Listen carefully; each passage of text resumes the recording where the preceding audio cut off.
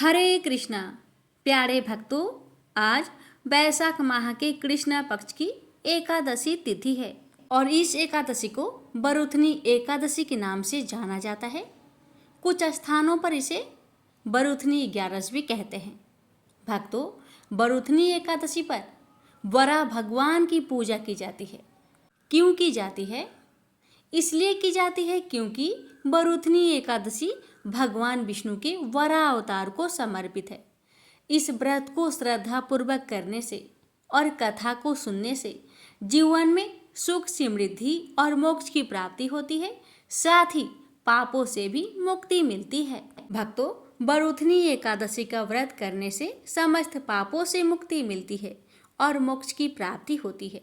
इस दिन सच्चे मन से भगवान विष्णु जी की पूजा करने से धन, संपत्ति और मान सम्मान की प्राप्ति होती है। बरुथनी एकादशी का व्रत पुण्य प्रदान करने वाला माना जाता है, जो व्यक्ति को सौभाग्य और समृद्धि प्रदान करता है।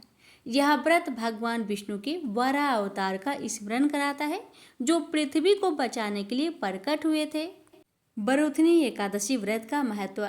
यह व्रत सौभाग्य, धन, समृद्धि और कृति प्रदान करने वाला माना जाता है। इस व्रत के प्रभाव से व्यक्ति को मोक्ष की प्राप्ति भी हो सकती है। बरुथनी एकादशी वैशाख मास में कृष्ण पक्ष की एकादशी तिथि को आती है। भक्तों, बरुथनी एकादशी पर वरा भगवान की पूजा करने से और इनकी कथा को सुनने से व्यक्ति को पापों से मुक्ति, सुख, समृद्धि और मोक्ष की प्राप्ति होती है और साथ ही यह वरा अवतार की प्रति अपनी श्रद्धा व्यक्त करने का एक तरीका है। तो आइए प्यारे भक्तों, आज की इस पावन तिथि पर हम आपको एकादशी व्रत कथा शुरू करने से पहले भगवान विष्णु की वरा अवतार की दिव्य कथा सुनाने जा रहे हूँ। कथा को बड़े ही श्रद्धा और प्रसन्न मन से पूरा अवश्य सुनिएगा। जो भक्त व्रत कर रहे हैं उन्हें तो जरूर ही सुनना चाहिए, और जो भक्त व्रत नहीं भी करते, अगर इस दिव्य कथा को श्रद्धा पूर्वक पूरा सुने तो उस पर भी विष्णु भगवान की कृपा बनी रहती है। इसलिए आइए अपने और अपने पूरे परिवार की मंगल कामना को करते हुए इस दिव्य कथा का रसपान करते हैं। प्रेम से बोलिए विष्णु भगवान की अनंत स्वरूपों की जय। वराह अवतार की व्रत कथा। ऐसा कहा जाता है कि जगत पालक भगवान श्री विष्णु से प्रेम करना और वैर रखना दोनों ही मंगलप्रद होता है। जो भी प्रभु से निस्वार्थ प्रेम करता है उसे तो वैकुंठ की प्राप्ति होती ही है, मगर जो प्रभु से शत्रुता करने का दुस्साहस दिखाता है, प्रभु उस पर भी भगवान अपनी दया दृष्टि करते हुए उसे विष्णु लोक में जाने का सौभाग्य प्रदान करते हैं। भक्तों, तभी तो खूब कहा गया है कि श्रीहरि मनुष्य हृदय की समस्त भावनाओं से परे हैं। भगवान श्रीहरि विष्णु के 10 अवतारों में से उनका तीसरा अवतार भी ऐसी ही एक रोचक कथा बताता है। हिरण्याक्ष नामक एक दस्यु के अत्याचारों से पृथ्वी को मुक्ति दिलाने के लिए प्रभु ने वराह रूप में अवतार लिया था। आज हम आपको इसी कथा के बारे में बताने जा रहे हैं। जब कश्यप ऋषि की पत्नी दीति की गर्भ से हिरण्याक्ष और हिरण्यकश्यप नाम के 2 जुड़वा बच्चों ने जन्म लिया, तब समस्त पृथ्वी जैसे एक नकारात्मक ऊर्जा से भर गई। प्रकृति का हर कण जैसे यह दर्शाने लगा कि इन 2 दैत्यों के अत्याचार से आगामी दिनों में पृथ्वी बहुत कंपित होगी। कहा जाता है कि जो दैत्य पैदा होने के साथ ही बड़े हो जाते हैं, उनके उत्पात की कोई सीमा नहीं होती। यह 2 जुड़वा भाई भी कुछ इसी प्रकार बड़े हो गए थे। दोनों भाइयों ने मिलकर प्रजापति ब्रह्मा का कठोर तप किया और उनसे किसी भी मानव शरीर से मृत्यु ना प्राप्त करने का वरदान मांग लिया। बस फिर क्या था, ब्रह्मा जी से अजयता व अमरता का वरदान प्राप्त कर दोनों दैत्यों की स्वेच्छा, चरित्र और उड्डनता की जैसी सभी सीमाएं खत्म हो गई। हिरण्याक्ष ने अब तीनों लोकों में विजय प्राप्त करने का निर्णय कर लिया और गदा लेकर इंद्रलोक की ओर चल पड़ा। सभी देवताओं को जब इस बात की सूचना मिली तब वह सब इंद्रलोक छोड़कर भाग गए। इंद्रलोक में किसी को ना पाकर हिरण्याक्ष तब वरुण देव की नगरी भिभावरी की ओर चला। वहां जाकर उसने वरुण देव को युद्ध के लिए ललकारा। वरुण देव अत्यंत क्रोधित हुए, लेकिन उन्होंने उस क्रोध को मन में दबाते हुए हिरण्याक्ष से कहा, आप इतने वीर योद्धा, मुझसे आपसे युद्ध करने की क्षमता कहाँ है? इस संसार में अगर किसी में आपसे युद्ध करने की क्षमता है तो वह श्री विष्णु हैं। आप उन्हीं के पास जाइए। वरुण देव की बात सुनकर श्री हरि की खोज में हिरण्याक्ष देव ऋषि नारद के पास पहुंचा और तब देव ऋषि ने उन्हें बताया कि श्री हरि अभी अपने वराह रूप में पृथ्वी को रसातल से निकालने के लिए गए हुए हैं। नारद की बात सुन हिरण्याक्ष रसातल पहुंचा तो उसने देखा कि एक वराह अपने दांतों पर पृथ्वी को उठाए लिए जा रहा है। ऐसी विस्मयकारी दृश्य देखकर हिरण्याक्ष मन ही मन सोचने लगा कि कहीं यह वराह असल में विष्णु तो नहीं। सहसा उसने उस वराह से कहा, अरे जंगली पशु, तू जल में कहाँ से आ गया है? मूर्ख पशु, तू इस पृथ्वी को कहाँ लिए जा रहा है? इसे तो ब्रह्मा जी ने हमें दिया है। तू मेरे रहते इस पृथ्वी को रसातल से नहीं ले जा सकता। तू दैत्य और दानवों का शत्रु है, इसलिए आज मैं तेरा वध कर डालूंगा। इसके बाद हिरण्याक्ष ने प्रभु से और भी कई तीखे शब्द कहे, लेकिन प्रभु अपने पद से टस से मस नहीं हुए। हिरण्याक्ष ने तब फिर कहा, अरे विष्णु, तू इतना कायर क्यों है? मैंने तुझसे इतने कटु शब्द कहे, फिर भी तू मुझसे युद्ध नहीं कर रहा। इतना कुछ सुनकर भी श्री हरि का ध्यान हिरण्याक्ष पर नहीं गया। एक बार पृथ्वी को अपने स्थान में स्थापित कर देने के पश्चात प्रभु की नजर हिरण्याक्ष पर पड़ी। उन्होंने हिरण्याक्ष से कहा, तुम तो अत्यंत बलवान हो। बलवान लोग प्रलाप नहीं करते बल्कि कार्य दिखाते हैं। तुम इतनी बातें क्यों कर रहे हो? आओ मुझसे युद्ध करो। यह सुनते ही जैसे हिरण्याक्ष का खून खौल गया और वह भगवान विष्णु पर टूट पड़ा। प्रभु बड़ी आसानी से उस असुर के सभी शस्त्रों को नष्ट करते चले जा रहे थे। इसके बाद हिरण्याक्ष त्रिशूल लेकर विष्णु जी की ओर दौड़ा और प्रभु ने तब सुदर्शन चक्र का आह्वान किया। सुदर्शन चक्र के प्रकट होते ही भगवान विष्णु ने उससे हिरण्याक्ष के त्रिशूल के टुकड़े टुकड़े कर दिए और इसके पश्चात उसके कानों पर एक जोरदार थप्पड़ जड़ दिया। यह थप्पड़ इतना तेज था कि हिरण्याक्ष की आंखें बाहर निकल आई और वह निचेष्ट होते हुए जमीन पर धराशायी हो गया। इसके बाद उसी सुदर्शन चक्र से श्री हरि ने हिरण्याक्ष का वध करते हुए धरती पर उसके अत्याचारों पर सदा के लिए विराम लगा दिया। भगवान विष्णु के हाथों मारे जाने के कारण हिरण्याक्ष बैकुंठ चला गया और वहां के द्वार पहाड़ी के रूप में अपना जीवन व्यतीत करने लगा। इधर अपने दांतों से जल और पृथ्वी को स्थापित और हिरण्याक्ष का वध करने के पश्चात प्रभु की वराह अवतार भी अंतर्ध्यान हो गई। प्रेम से बोलिए जय श्री हरि। भगवान आपकी इस पावन कथा को कहने वाले, श्रद्धा पूर्वक सुनने वाले सभी भक्तों पर अपनी कृपा सदा सर्वदा बनाए रखिएगा। प्रेम से बोलिए जय श्री हरि। धर्मराज युधिष्ठिर बोले, हे भगवान, वैशाख मास के कृष्ण पक्ष की एकादशी का क्या नाम है? उसकी विधि क्या है तथा उसके करने से क्या फल प्राप्त होता है? आप विस्तार पूर्वक मुझसे कहिए, मैं आपको नमस्कार करता हूँ।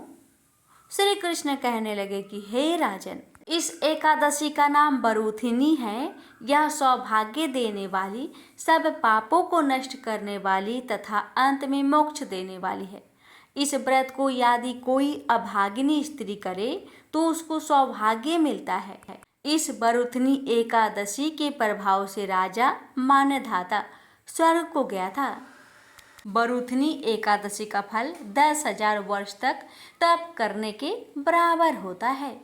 कुरुक्षेत्र में सूर्य ग्रहण के समय एक मन स्वर्ण दान करने से जो फल प्राप्त होता है, वही फल बरूथनी एकादशी के व्रत करने से मिलता है। बरूथनी एकादशी के व्रत को करने से मनुष्य इस लोक में सुख भोग कर परलोक में स्वर्ग को प्राप्त होता है।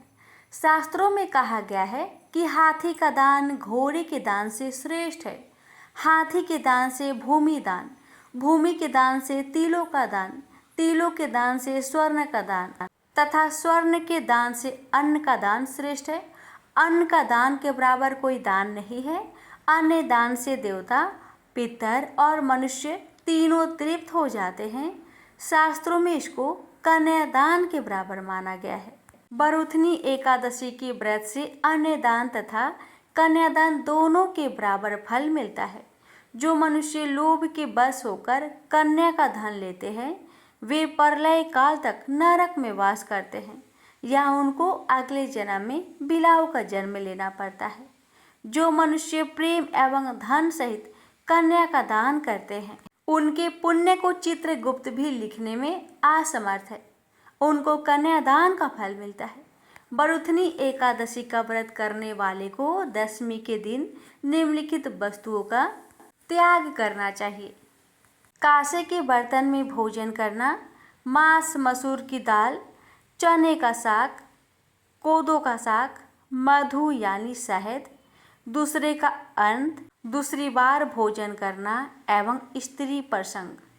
व्रत वाले दिन जुआ नहीं खेलना चाहिए। उस दिन पान खाना, दातून करना, दूसरों की निंदा करना एवं पापी मनुष्य के साथ बातचीत सब त्याग देना चाहिए। उस दिन क्रोध, मिथ्या भाषण का त्याग करना चाहिए। इस व्रत में नमक, तेल अथवा अन्न वर्जित है। हे राजन, जो मनुष्य विधिवत इस एकादशी को करते हैं, उनको स्वर्ग लोक की प्राप्ति होती है। अतः मनुष्य को पापों से डरना चाहिए। इस व्रत के महात्म्य को पढ़ने से 1000 गौदान का फल मिलता है और इसका फल गंगा स्नान के फल से भी अधिक है। हे विष्णु भगवान, आपकी इस पावन महात्म्य कथा को कहने वाले और श्रद्धा भाव से सुनने वाले भक्तों पर अपनी कृपा सदा सर्वदा बनाए रखना। बोलिए प्रेम से जय श्री हरि। प्यारे भक्तों, अब आप रसपान करेंगे। बरूथनी एकादशी व्रत में सुनी जाने वाली प्रचलित और महापुण्य फल देने वाली कथा। एकादशी के दिन इन कथाओं को अवश्य सुनना चाहिए। कथाओं को सुनने से विष्णु भगवान की कृपा अवश्य ही प्राप्त होती है। तो आज के दिन इस कथा को श्रद्धा पूर्वक पूरा अवश्य सुनेगा। कथा अच्छी लगे तो विष्णु भक्तों के पास भी शेयर करें। जय श्री हरि। प्राचीन समय की बात है। सतयुग में मुर नामक दानव रहता था। वह बड़ा ही अद्भुत, अत्यंत रौद्र तथा संपूर्ण देवताओं के लिए भयंकर था। उस काल रूपधारी दुरात्मा महासुर ने इंद्र को भी जीत लिया था।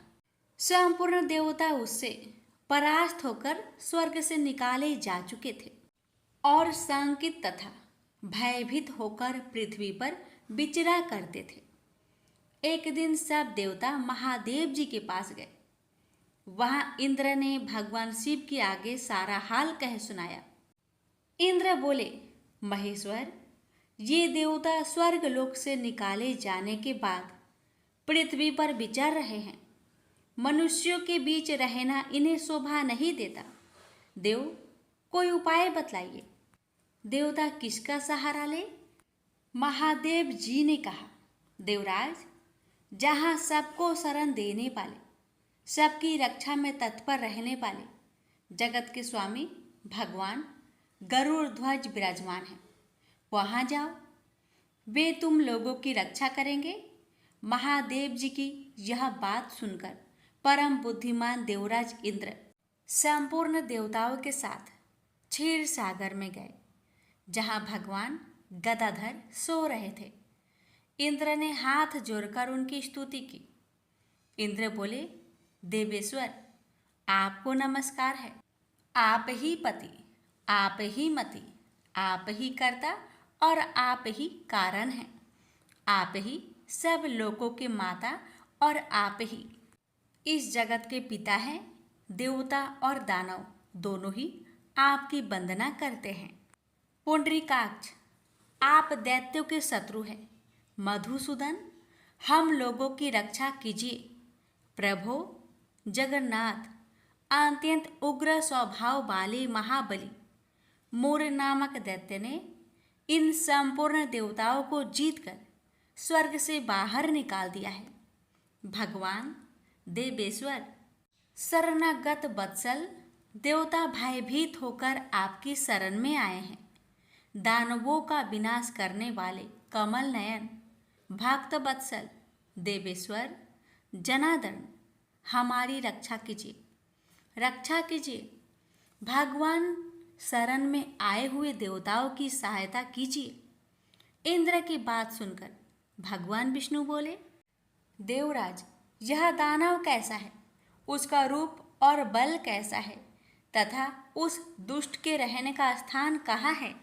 इंद्र बोले, देवेश्वर, पूर्व काल में ब्रह्मा जी के वंश में तालजंग नामक एक महान असुर उत्पन्न हुआ था, जो अत्यंत भयंकर था।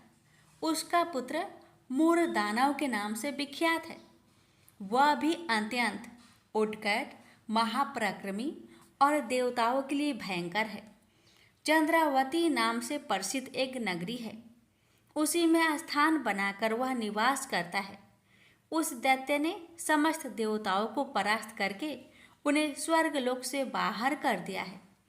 उसने एक दूसरे ही इंद्र को स्वर्ग के सिंहासन पर बैठाया है। अग्नि, चंद्रमा, सूर्य, वायु तथा वरुण भी उसने दूसरे ही बनाए हैं। जनार्दन, मैं सच्ची बात बता रहा हूँ, उसने सब कोई दूसरे ही कर लिए हैं। देवताओं को तो उसने उनके प्रत्येक स्थान से वंचित कर दिया है। इंद्र की यह बात सुनकर भगवान जनार्दन को बड़ा क्रोध आया। उन्होंने देवताओं को साथ लेकर चंद्रावती नगर में प्रवेश किया। भगवान गदाधर ने देखा कि दैत्यराज बारंबार गर्जना कर रहा है और उससे परास्त होकर संपूर्ण देवता दसों दिशाओं में भाग रहे हैं। अब वह दानव भगवान विष्णु को देखकर बोला, खड़ा रह, खड़ा रहा। उसकी यह ललकार सुनकर भगवान के नेत्र क्रोध से लाल हो गए। वे बोले, अरे दुराचारी दानव, मेरी इन भुजाओं को देख। यह कहकर श्री विष्णु ने अपने दिव्य बाणों से सामने आए हुए दुष्ट दानव को मारना आरंभ किया। दानव भय से विहल हो उठे। पांडुनंदन, तत्पश्चात श्री विष्णु ने दैत्य सेना पर चक्र का प्रहार किया। उससे छिन्न भिन्न होकर सैकड़ों योद्धा मौत के मुख में चले गए। इसके बाद भगवान मधुसूदन बद्रिका आश्रम को चले गए। वहां सिंहावती नाम की गुफा थी, जो 12 योजन लंबी थी। उस गुफा में एक ही दरवाजा था। भगवान विष्णु उसी में सो गए। वह दानव मूर भगवान को मार डालने के उद्योग में उनके पीछे पीछे तो लगा ही था। अतः उसने भी उसी गुफा में प्रवेश किया। वहां भगवान को सोते देख उसे बड़ा हर्ष हुआ। उसने सोचा, यह दानों को भय देने वाला देवता है, अतः निसंदेह इसे मार डालूंगा। दानव के इस प्रकार विचार करते ही भगवान विष्णु के शरीर से एक कन्या प्रकट हुई, जो बड़ी ही रूपवती, सौभाग्यशालिनी तथा दिव्य अस्त्र शस्त्रों से सुसज्जित थी। वह भगवान के तेज के अंश से उत्पन्न हुई थी। उसका बल और पराक्रम महान था। दानवराज मुर ने उस कन्या को देखा। कन्या ने युद्ध का विचार करके दानव के साथ युद्ध के लिए याचना की। युद्ध छिड़ गया। कन्या सब प्रकार की युद्ध कला में निपुण थी। वह मोर नामक महान असुर उसके हुक्कार मात्रा से राख का ढेर हो गया। दानव के मारे जाने पर भगवान जाग उठे। उन्होंने दानव को धरती पर इस प्रकार निष्प्राण पड़ा देखकर कन्या से पूछा, मेरा यह शत्रु अत्यंत उग्र और भयंकर था, किसने इसका वध किया है? कन्या बोली, स्वामिन, आपके ही प्रसाद से मैंने इस महादैत्य का वध किया है। श्री भगवान ने कहा, कल्याणी, तुम्हारे इस कर्म से तीनों लोकों के मुनि और देवता आनंदित हुए हैं। अतः तुम्हारे मन में जैसी इच्छा हो उसके अनुसार मुझसे कोई वर मांग लो। देव दुर्लभ होने पर भी वह वर मैं तुम्हें दूंगा, इसमें तनिक भी संदेह नहीं है। वह कन्या साक्षात एकादशी ही थी।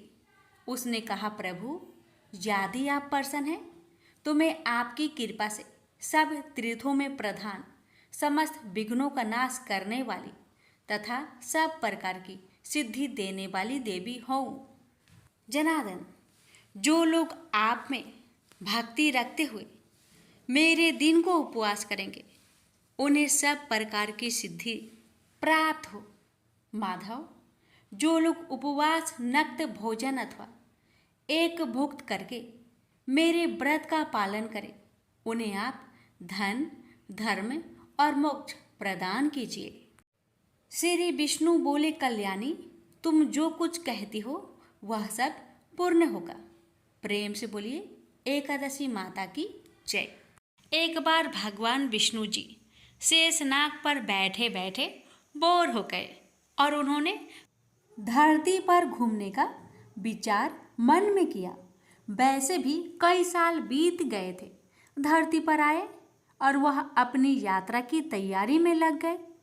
स्वामी को तैयार होता देखकर लक्ष्मी माता ने पूछा, आज सुबह सुबह कहाँ जाने की तैयारी हो रही है?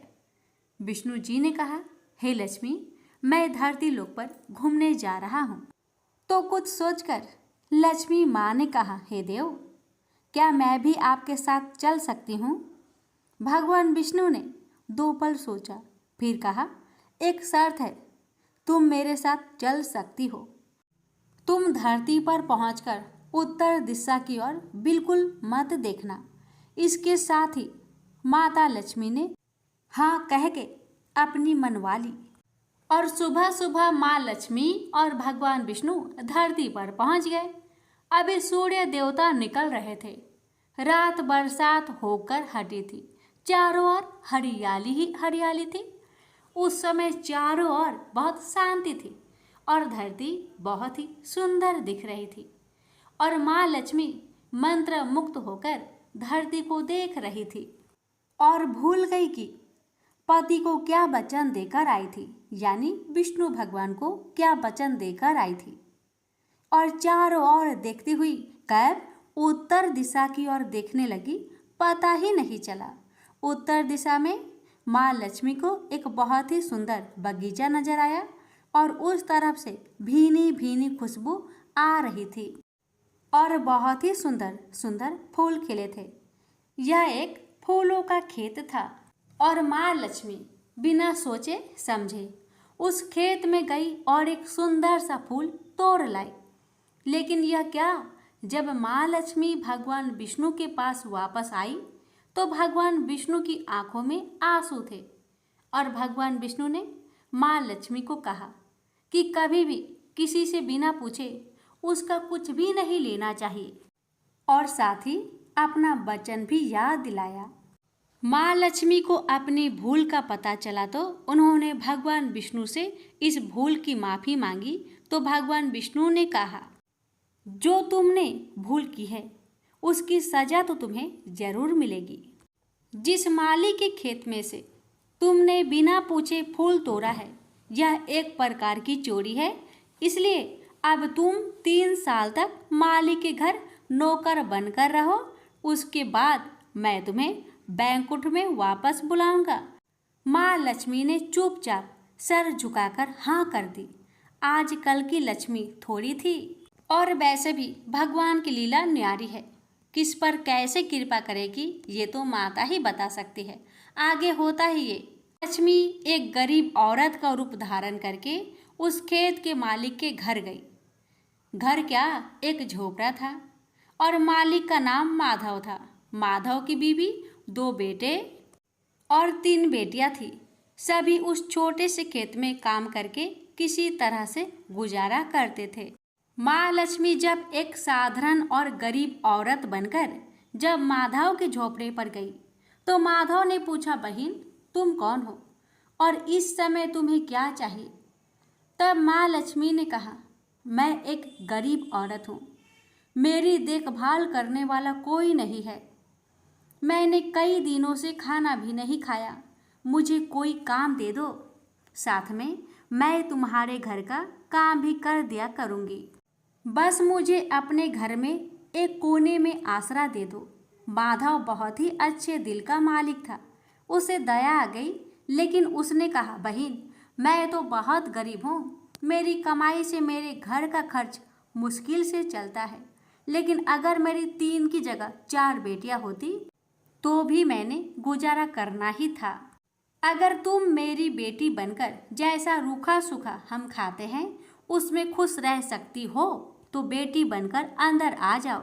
माधव ने माँ लक्ष्मी को अपने झोपड़े में शरण दे दी, और माँ लक्ष्मी 3 साल तक उस माधव के घर पर नौकरानी बनकर रही। जिस दिन माँ लक्ष्मी माधव के घर आई थी, उससे दूसरे दिन ही माधव को इतनी आमदनी हुई, फूल बेचकर ही शाम को एक गाय खरीद ली। फिर धीरे धीरे माधव ने काफ़ी जमीन खरीद ली और सबने अच्छे अच्छे कपड़े भी बनवा लिए, और फिर एक बड़ा पक्का घर भी बनवा लिया। बेटियों और बीबी ने गहने भी बनवा लिए, और अब मकान भी बहुत बड़ा बनवा लिया था। माधव हमेशा सोचता था कि मुझे ये सब इस महिला के आने के बाद ही मिला है। इस बेटी के रूप में मेरी किस्मत आ गई है मेरी, और अब 2 से 5 साल बीत गए थे। लेकिन माँ लक्ष्मी अब भी घर में और खेत में काम करती थी। एक दिन माधव जब अपने खेतों से काम कर खत्म करके घर आया, तो उसने अपने घर के सामने द्वार पर एक देवी स्वरूप गहनों से लदी एक औरत को देखा। ध्यान से देखकर पहचान लिया, अरे ये तो मेरी मुँह बोली चौथी बेटी यानी वही औरत है, और पहचान गया कि ये तो माँ लक्ष्मी है। अब तक माधव का पूरा परिवार बाहर आ गया था, और सब हैरान होकर माँ लक्ष्मी को देख रहे थे। माधव बोला, हे माँ, हमें माफ़ कर, हमने तेरे से अनजाने में ही घर और खेत में काम करवाया है।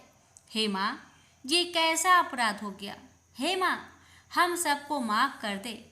अब माँ लक्ष्मी मुस्कुराई और बोली, हे माधव, तुम बहुत ही अच्छे और दयालु व्यक्ति हो।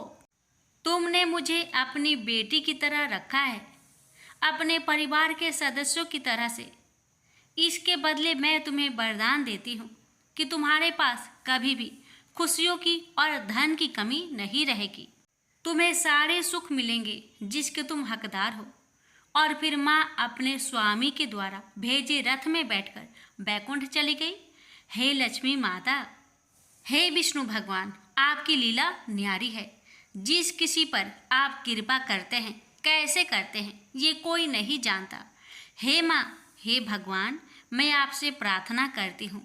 हे लक्ष्मी नारायण भगवान जी, हे माँ लक्ष्मी, आपकी कथा कहने वाले, श्रद्धा भाव से इस कथा को सुनने वाले, आपके जय जयकार करने वाले सभी भक्तों की हर कष्ट को दूर करना, घर में सदा अन्न धन का भंडार भरे रखना, निरोगी काया देना, अपने भक्तों की हर मनोकामना को पूर्ण करना, जिसमें आपके भक्तों का भला हो। तो प्रेम से बोलिए, लक्ष्मीपति विष्णु भगवान जी की जय। विष्णु भक्त से निवेदन है, इस कथा को एक शेयर अवश्य करें। एक कुटुंब में ननद तथा भाभी साथ रहती थी। ननद का विवाह अभी नहीं हुआ था। वह तुलसी के पौधे की बहुत सेवा करती थी, लेकिन उसकी भाभी को यह सब बिल्कुल भी पसंद नहीं था। जब कभी उसकी भाभी को अत्यधिक क्रोध आता, तब वह उसे ताना देते हुए कहती कि जब तुम्हारा विवाह होगा तो मैं तुलसी ही बारातियों को खाने को दूंगी और तुम्हारे दहेज में भी तुलसी ही दूंगी। कुछ समय बीत जाने पर ननद का विवाह पक्का हुआ। विवाह के दिन भाभी ने अपनी कथनी अनुसार बारातियों के सामने तुलसी का गमला फोड़ दिया और खाने के लिए कहा। तुलसी की कृपा से वह फूटा हुआ गमला अनेक स्वादिष्ट पकवानों में बदल गया। भाभी ने गहनों के नाम पर तुलसी की मंजरी से बने गहने पहना दिए। वह सब भी सुंदर सोने जवाहरत में बदल गए। भाभी ने वस्त्रों के स्थान पर तुलसी का जनेऊ रख दिया। वह रेशमी तथा सुंदर वस्त्रों में बदल गया। ननद की ससुराल में उसके दहेज की बहुत प्रशंसा की गई। यह बात भाभी के कान तक भी पहुंची। उसे बहुत आश्चर्य हुआ। उसे अब तुलसी माता की पूजा का महत्व समझ आया। भाभी की एक लड़की थी। वह अपनी लड़की से कहने लगी कि तुम भी तुलसी की सेवा किया करो, तुम्हें भी बुआ की तरह फल मिलेगा। वह जबरदस्ती अपनी लड़की से सेवा करने को कहती, लेकिन लड़की का मन तुलसी सेवा में नहीं लगता था। लड़की के बड़े होने पर उसके विवाह का समय आता है। तब भाभी सोचती है कि जैसा व्यवहार मैंने अपनी ननद के साथ किया था, वैसा ही मैं अपनी लड़की के साथ भी करती हूँ, तो यह भी गहनों से लद जाएगी और बारातियों को खाने में पकवान मिलेंगे। ससुराल में इसे भी बहुत इज्जत मिलेगी। यह सोचकर वह बारातियों के सामने तुलसी का गमला फोड़ देती है, लेकिन इस बार गमले की मिट्टी मिट्टी ही रहती है। मंजरी तथा पत्ते भी अपने रूप में ही रहते हैं। जनेऊ भी अपना रूप नहीं बदलता है।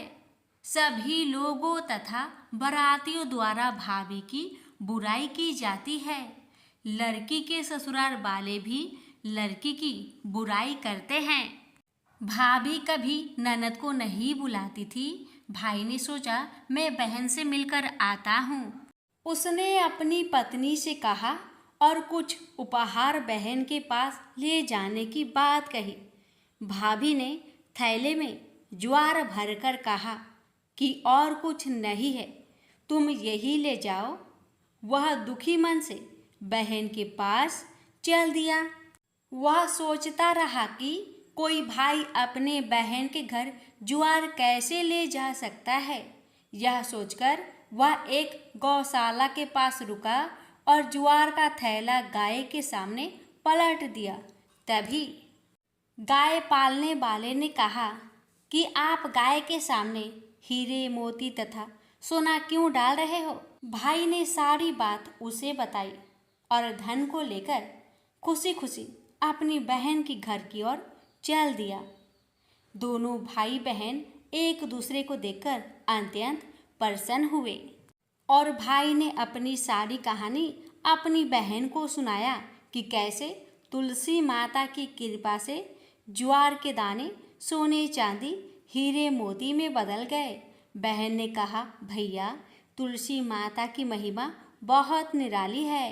भाभी से जाकर कहना कि भाभी भी तुलसी माता की पूजन किया करे। तुलसी माता की कृपा से हर मनोकामना पूरी होती है। प्रेम से बोलिए तुलसी मैया की जय।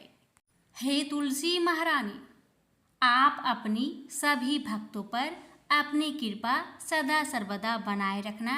आपकी कथा सुनने वाले, हुक्कार भरने वाले और कथा कहने वाले पर अपनी कृपा सदा सर्वदा बनाए रखना।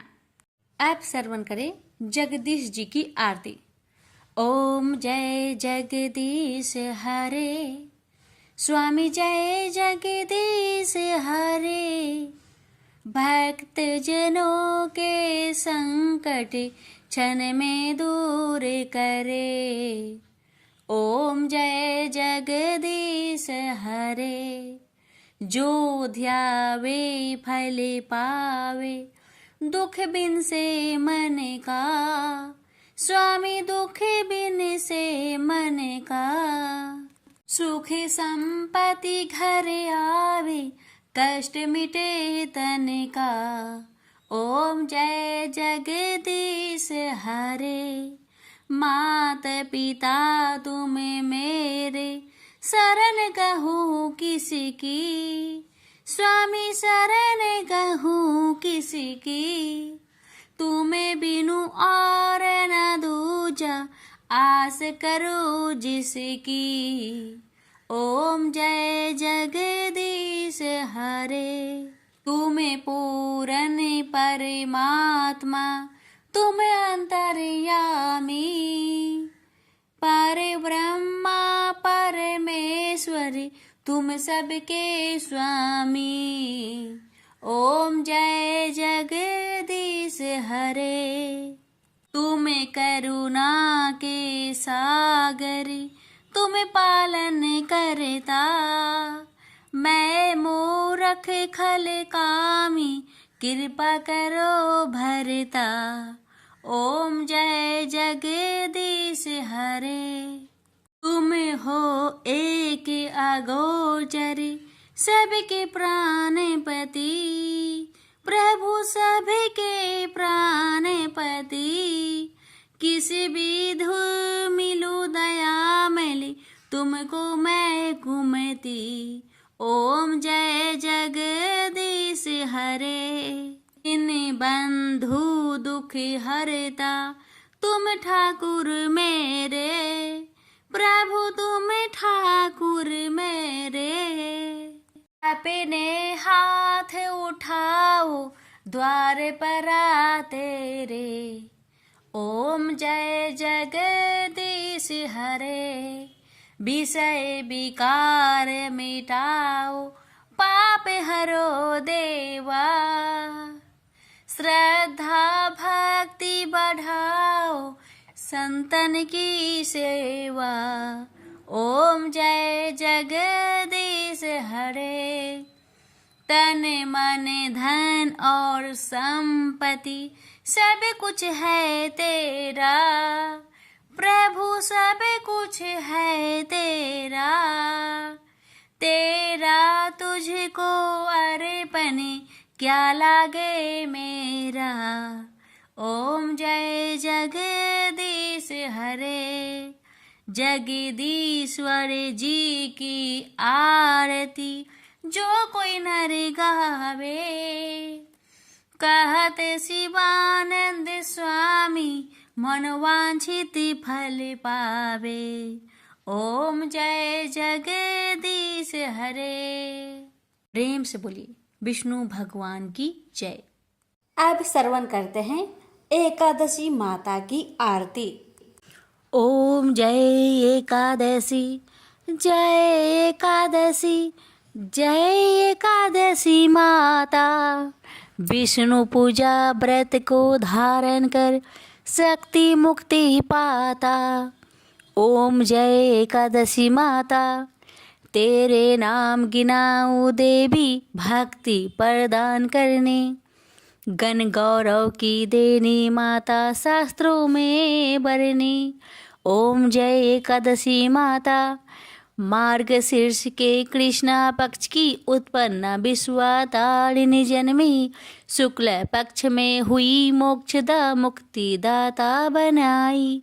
ओम जय एकादशी माता, पौष के कृष्णा पक्ष की सफला नामक है, शुक्ल पक्ष में होए पुत्रदा आनंद अधिक रहे। ओम जय एकादशी माता, नाम सटटिला माघ मास में कृष्ण पक्ष आवे, शुक्ल पक्ष में जया कहावे, विजय सदा पावे। ओम जय एकादशी माता। विजया फाल्गुन कृष्ण पक्ष में शुक्ल आमल की, पाप मोचनी कृष्ण पक्ष में चैत्र महाबली की। ओम जय एकादशी माता। चैत्र शुक्ल में नाम कामदा धन देने वाली, नाम बरूथनी कृष्ण पक्ष में वैशाख महावाली। ओम जय एकादशी माता। शुक्ल पक्ष में होई मोहिनी, अपरा ज्येष्ठ कृष्ण पक्षी, नाम निर्जला सब सुख करने कृष्ण पक्ष रखी। ओम जय एकादशी माता। योगिनी नाम आषाढ़ में जानो कृष्ण पक्ष करनी, देव सैनी नाम कहायो शुक्ल पक्ष धरनी। ओम जय एकादशी माता। कामिका श्रावण मास में आवे कृष्ण पक्ष कहिए, श्रावण शुक्ल होए पवित्र आनंद से रहिए, सावन शुक्ल होए पवित्र आनंद से रहिए। ओम जय एकादशी माता। जा भाद्रपदे कृष्ण पक्ष की परिवर्तनी शुक्ला, इंद्र आश्विन कृष्ण पक्ष में व्रत से भाव सागर निकला। ओम जय एकादशी माता। पापंकुशा है शुक्ला पक्ष में आप हरण हारी, रमा मास कार्तिक में आवे सुखदायक भारी। ओम जय एकादशी माता। देवोत्थानी शुक्ला पक्ष की दुख ना सके मैया, देवोत्थानी शुक्ला पक्ष की दुख ना सके मैया, पावन मास में करूँ विनती पार करो नैया, पावन मास में करूँ विनती पार करो नैया। ओम जय एकादशी माता। परमा कृष्ण पक्ष में होती जन मंगल करनी, परमा कृष्ण पक्ष में होती जन मंगल करनी, शुक्ल मास में होए पद्मिनी दुख दरिद्र हरनी, शुक्ल मास में होए पद्मिनी दुख दरिद्र हरनी। ओम जय एकादशी माता।